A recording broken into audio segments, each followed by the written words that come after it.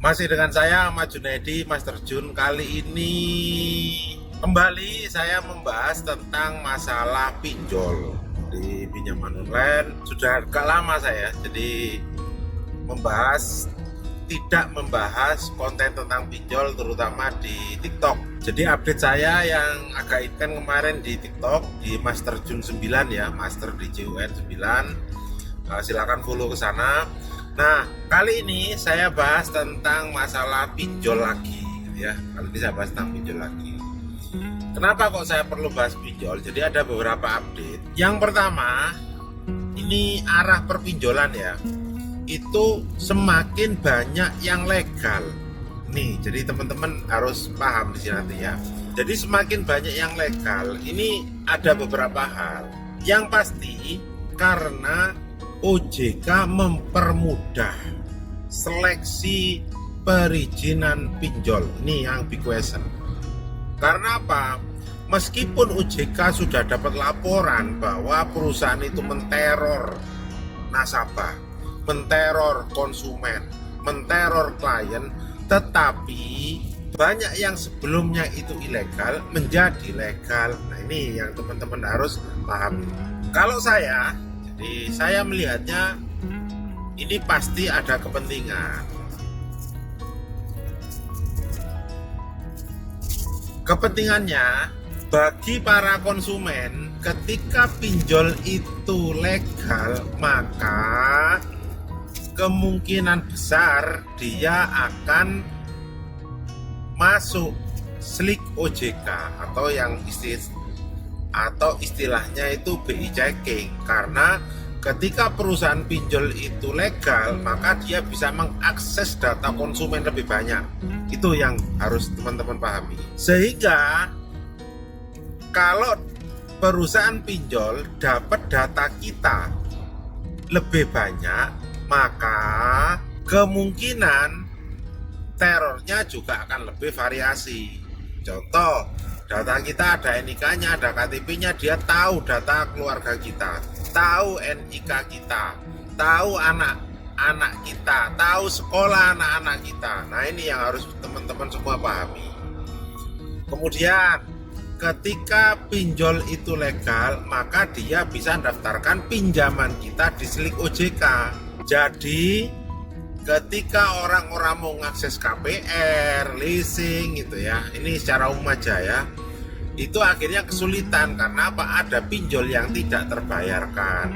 Ini saya sudah mengalami beberapa kasus seperti ini, di mana akhirnya kesulitan ketika mengajukan pinjaman karena ada tunggakan pinjol, terutama pinjol legal. Tuh teman-teman semua ya. Kenapa saya sampaikan secara umum? Karena secara khusus gitu ya, meskipun BI checking kita jelek, kita masih bisa kredit. Saya nanti kalau kredit gimana? Kan banyak. Oper kredit kendaraan bermotor banyak. Anda tabung duitnya dikit-dikit beli bekas juga bisa gitu ya. Jadi tidak harus lah. Kalau misalkan rumah Pak pengen KPR, oper kredit banyak. Oper kredit gitu aja, oper kredit rumah. Itu cari aja di di beberapa media iklan properti, terutama banyak sekali. Itu banyak sekali yang bisa Anda manfaatkan. Gitu teman-teman semua. Jadi BI checking jelek bukan harga mati untuk Anda dapat utang, itu prinsipnya. Kemudian kembali lagi, lalu kenapa kok banyak yang diizinkan dilegalkan sama OJK? Karena ketika omset pinjol itu jadi besar dan OJK merasa loh ya, bisa mengawasi jalannya perpinjolan menjadi prestasi tersendiri. Ini yang harus teman-teman pahami semua. Nah, begitu kemarin terblow up, kayak perusahaan pinjol menyalurkan 51 triliun. Nah, jadi kan besar. Oh, akhirnya orang, bisnismen, beberapa bank itu berusaha membuat perusahaan pinjol. Dan beruntunglah Anda yang sudah macet dari lama, Karena apa? Berarti BI checking Anda kemungkinan remuk, Anda juga kemungkinan di blacklist sama pinjol, sehingga tidak kena dosa-dosa yang akan datang. Itu. Nah, selain itu, akhirnya ketika legal, maka perusahaan pinjol akhirnya membayar pajak. Itu ya, jadi bayar pajak itu positifnya. Kemudian positif lagi yang lain, ketika dia legal, kita lapornya enak. Kayak kemarin ya, ada satu aplikasi besar, tapi perilakunya enggak bener. Akhirnya kemarin kita sering ribut ya, akhirnya statusnya diturunkan. Jadi perusahaannya yang sebelumnya legal menjadi ilegal karena perilaku penagihannya. Ya, jadi harapan saya seperti itu. Terus ada lagi, nah ini bicara kemungkinan juga. Jadi kenapa kok dia jadi legal? Karena ketika legal dia bisa dapat bailout. Jadi bailout itu kayak gini. Contoh nih, dia ngutangin konsumennya 10 juta. Totalnya buahnya. Akhirnya ketika dia legal, maka dia bisa minta bantuan funding ke bank. Paham ya? Bisa minta bantuan funding ke bank, ke perbankan. Saya punya nasabah saya bagus, sekian bagus, nah itu. Karena perusahaan pinjolnya legal, maka dia bisa juga ngajukan pinjaman untuk kemudian diteruskan pinjamannya kepada Anda. Sebagai contoh yang paling gampang, koperasi simpan pinjam itu ya, KSP dia pinjam duit ke bank, duitnya diambil, tetapi kemudian disalurkan kepada masyarakat, kepada anggotanya. Itu anggota melakukan perjanjian simpan pinjam itu dengan koperasi. Koperasi ketika meminjami dia ngutang bank. Tentunya dengan selisih bunga yang lumayan.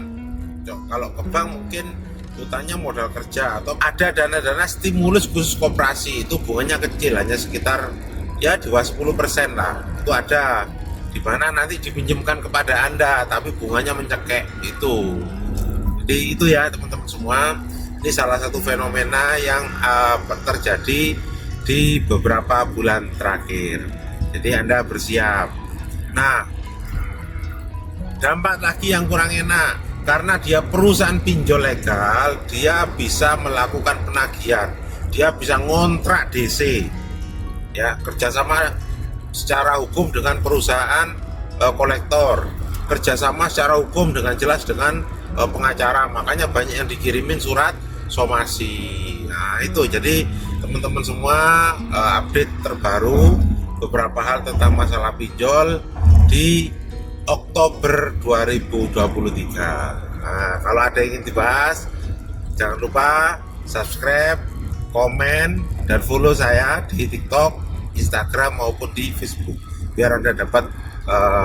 Biar Anda tidak ketinggalan berita dan upload dari Mas Terjun. Semoga bermanfaat. Terima kasih.